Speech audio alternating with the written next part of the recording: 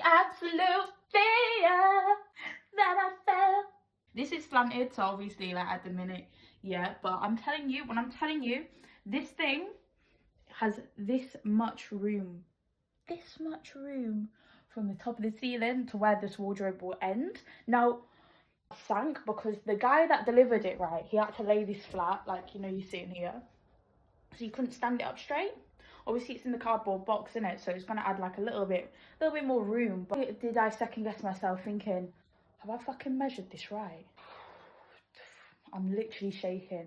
£500. Like, I will literally feel like I'm gonna be sick. It fits. This actually, when it stood up straight, it fits really well. Like, but the fear that went through my body.